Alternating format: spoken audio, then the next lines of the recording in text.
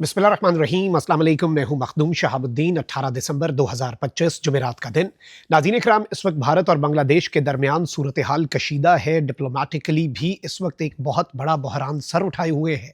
बांग्लादेश के अंदर भारतीय सिफारत खाने के सामने दंगे फसाद और एहतजाज, और भारत ने अपने वीज़ा सेंटर्स बंद कर दिए हैं। लेकिन बात अब सिर्फ डिप्लोमेटिक एक रिफ्ट तक नहीं रही, बात अब सिर्फ एहतजाज तक नहीं रही, बल्कि भारत और बांग्लादेश की सरहद और दोनों मुल्कों की नेवीज़ के हवाले से कुछ बड़ी तशवीशनाक डेवलपमेंट्स जो हैं वो सामने आ रही हैं। इस वक्त भारत जो है उसने बांग्लादेश पर हमला किया है, और नेवल साइड के ऊपर यानी समुंदर के अंदर जो डेवलपमेंट्स हैं वो परेशान कुन भी हैं। और ज़ाहिर बात है कि ये सूरत हाल जो है इसमें पाकिस्तान और चाइना का रोल बड़ा बढ़ जाता है, क्योंकि बांग्लादेश के साथ अब नया जो अलायंस है बांग्लादेश का वो चाइना और पाकिस्तान के साथ ही है। और रीसेंट टाइम्स में आपको पता है कि पाकिस्तान और बांग्लादेश के जो मिलिट्री विजिट्स हैं वो बिला वजह नहीं थे। बहुत कुछ जो है वो डिसाइड हुआ है, और अगर बांग्लादेश के साथ भारत एक जंग की तरफ जाता है तो देयर आर चांसेस कि एक इमरजेंसी डिफेंस डील जो है वो दोनों मुल्कों के दरमियान भी साइन कर ली जाए।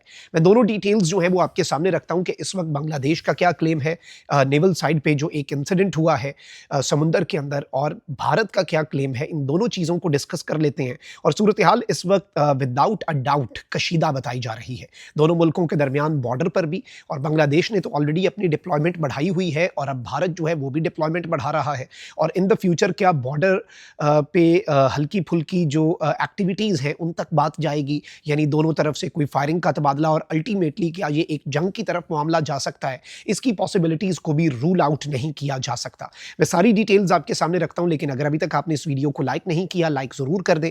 कमेंट सेक्शन में आपने राय का इजहार ज़रूर करना है। चैनल को रिपोर्ट किया जा रहा है, यह असर टूटेगा कि आप एक के बजाय ज़्यादा से ज़्यादा कमेंट्स करें।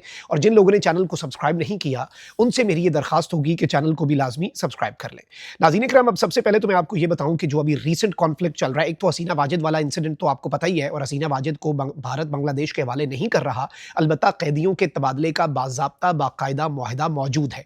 अब रीसेंट जो है बांग्लादेश के एम्बेसडर को, हाई कमिश्नर को इंडिया में तलब किया गया, एहतजाजी मरासला थमाया गया कि आपके सियासतदान 7 सिस्टर स्टेट्स की बात करते हैं, ग्रेटर बांग्लादेश की बात करते हैं। और ऑब्वियसली इंडिया इनसिक्योर भी है, क्योंकि इतना अरसा इंडिया ने इमेजिन ही ये नहीं किया था कि बांग्लादेश एक आज़ाद और ख़ुद मुख्तार मुल्क बनेगा।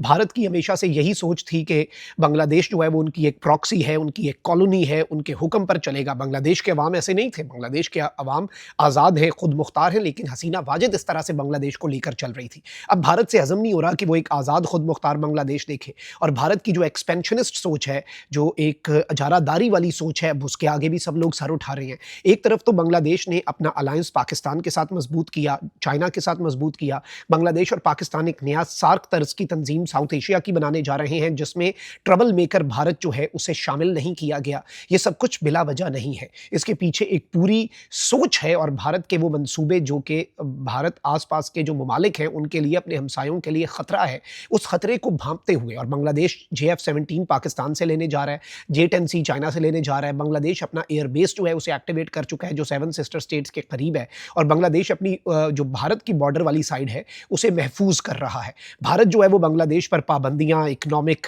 प्रॉब्लम्स क्रिएट करना, बांग्लादेश के साथ डिप्लोमेटिक रिफ्ट्स कायम करना, ये भारत का आप कह लें कि ये तपाने वाली चीज़ है कि भारत बांग्लादेश को तपा रहा है। भारत ने अपने मिलिट्री गैरिजन्स जो हैं वो बांग्लादेश के बॉर्डर के ऊपर मजीद बनाए हैं और अपनी मिलिट्री डिप्लॉयमेंट बढ़ाई है, क्योंकि भारत इस बॉर्डर पर भी कोई एडवेंचरिज्म इन द फ्यूचर कर सकता है। और अभी रिसेंट जो एक अटैक हुआ, टेररिस्ट अटैक, उसमें कुछ भारत के लोगों ने टर्की पे पे इल्ज़ाम लगाया अटैक का, तो कुछ ने कहा कि भाई बांग्लादेश से पाकिस्तान की इंटेलिजेंस एजेंसियों ने दहशतगर्द जो हैं वो बंगाल के अंदर दाखिल किए और वहाँ से भारत के अंदर आए और दहशतगर्दी हो रही, यानी वो वाला इल्ज़ाम भी अब बांग्लादेश पे भी लगाना शुरू हो गए, भोंडा और झूठा इल्ज़ाम। तो अब इस सिचुएशन के अंदर बांग्लादेश जो है उसके साथ जो लेटेस्ट रिफ्ट है, जिसमें बांग्लादेश के अंदर एंटी इंडिया प्रोटेस्ट्स हो रहे हैं। और याद रखिएगा कि बांग्लादेश में जो यूनिस गवर्नमेंट है उन्होंने इलेक्शंस अनाउंस किए हैं, लेकिन ये याद रखिएगा इलेक्शन में जितने लोग आपस में मद्दे मुकाबिल हैं, जो अगले साल इलेक्शन होने हैं, उनमें से कोई भी प्रो इंडिया या हसीना वाजिद वाली सोच वाला नहीं है। बांग्लादेश के इनमें इनकलाब के बाद हसीना वाजिद की सोच जो है वो अमलन उसको दफन कर दिया गया है बांग्लादेश के अंदर, उसकी वहां पर कोई गुंजाइश नहीं है। और भारत हसीना वाजिद को पॉलिटिकली एक्टिव करके स्पेस देकर बांग्लादेश को और तपा रहा है। तो right now there are protests happening in Bangladesh against India. India के लिए बांग्लादेश की आवाम का ये सेंटिमेंट है, और जो भी पॉलिटिकल पार्टी जीतती है उसका यही नैरेटिव होगा, सब यही नैरेटिव लेकर इलेक्शन में भी उतर रहे हैं। तो इस चीज को भी जरा हमने अपने जहन में रखना है। अब जो लेटेस्ट डेवलपमेंट है नाज़रीन इकराम, खबर ये आ रही है कि इंडिया की नेवी जो है उसने रिपोर्टेडली टैक्टिकल ट्रिब्यून के मुताबिक it has destroyed a Bangladeshi local vessel. समुद्र में आपको पता है माहीगीर भी होते हैं, आम लोग भी होते हैं। तो इल्ज़ाम ये है कि बांग्लादेश की जो एक आम मासूम लोगों की वेसल थी, उसे इंडियन नेवी ने डिस्ट्रॉय किया और मल्टीपल फिशरमैन जो हैं वहाँ पे माहीगीर हैं, उन्हें इंडिया ने कैप्चर कर लिया, इंडिया ने गिरफ्तार कर लिया। और बांग्लादेश ने स्वेयर एक्शन जो है उसके लिए बांग्लादेश ने कहा है कि इंडिया के खिलाफ हम ना सिर्फ एक्शन लेंगे बल्कि स्वेयर एक्शन जो है वो बांग्लादेश लेगा, क्योंकि इंडिया ने ये बहुत बड़ी ज्यादती की है। अलबत्ता ऑन दी अदर हैंड आपको पता है कि भारत जो है वो हमेशा से फिर ऐसे क्लेम्स करता है कि उल्टा चोर कोतवाल को डांटे। तो अब बांग्लादेश पर भारत ने ये इल्ज़ाम लगा दिया है और इंडियन क्लेम ये है कि Bangladesh navy is killing Indian fisherman. अब बांग्लादेश की नेवी जो है वो भारतीय माहीगीरों को कत्ल कर रही है, ये इल्ज़ाम लगा दिया है। अब ये कहते हैं कि जी 14 दिसंबर को ये इंडियन क्लेम है और ये बांग्लादेश पर इल्ज़ाम लगा रहे हैं। और याद रखिएगा, इन हाइटेंड टेंशंस के दौरान ये इल्ज़ाम लग रहा है कि 14 दिसंबर को बांग्लादेश नेवी की जो एक शिप है उसने अपनी लाइट्स बंद कर दी और इंटेंशनली जानबूझकर उन्होंने 16 फिशरमैन जो हैं इंटरनेशनल वाटर्स के अंदर, बे ऑफ बंगाल में, खलीज बंगाल में जो इंटरनेशनल वाटर है, इंडिया ये कह रहा है कि उसमें एक कश्ती सी थी जिसपे 16 भारतीय माहीगीर थे।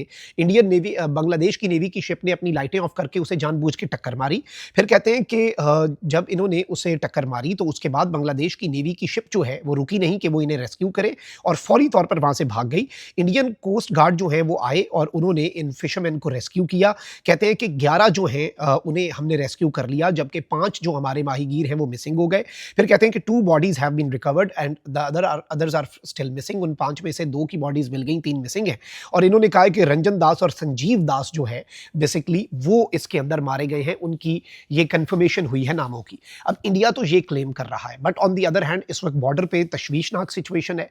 एक दूसरे के बंदे कैप्चर करने की बातें हो रही हैं और माहीगीरों को, बांग्लादेश का ये इल्ज़ाम है कि बांग्लादेश के जो माहीगीर हैं उन्हें इंडिया ने कैप्चर किया है। अब याद रखिएगा, इतनी टेंशन के दौर के अंदर जब एक मुल्क में दूसरे मुल्क के खिलाफ शदीद तरीन एहतजाज हो रहा हो, जब एक मुल्क में दूसरे मुल्क के खिलाफ एक्सट्रीम लेवल पे चीज़ चल रही हो और नैरेटिव ये हो, और अब इवन इंडिया के अंदर जो बांग्लादेश के हवाले से अच्छा मौक़िफ़ रखते हैं उन पॉलिटिशियंस को टारगेट किया जाना शुरू कर दिया गया है कि भाई बांग्लादेश के लिए कोई सॉफ्ट कॉर्नर नहीं होना चाहिए। और ये भी बेसिकली ऐसा नैरेटिव इंडियन मीडिया तभी बनाता है, नफरत का, हेट का, जब उन्होंने कोई मिलिट्री एक्शन लेके, और बल्कि अब इंडिया को एक और जगह मिल गई है जहां पर वो अपनी आवाम को अपने मुल्क के अंदर होने वाली चीज़ों से तवज्जो हटाने के लिए, सरहदों पर बहुत तनाव है क्या, कुछ पता तो करो, चुनाव है क्या, तो वही चुनाव वाली जो इनकी स्ट्रैटेजी है कि जब चुनाव होता है तो सरहदों पर तनाव होता है। तो इंडिया ने एक और बांग्लादेश वाला जो महाज है वो खोलने का फैसला किया है कि यहाँ पर भी हम हल्का फुल्का एक्शन करते रहेंगे बांग्लादेश के साथ। लेकिन इंडिया भूल रहा है कि भाई बांग्लादेश अपनी मिलिट्री को मॉडर्नाइज कर रहा है।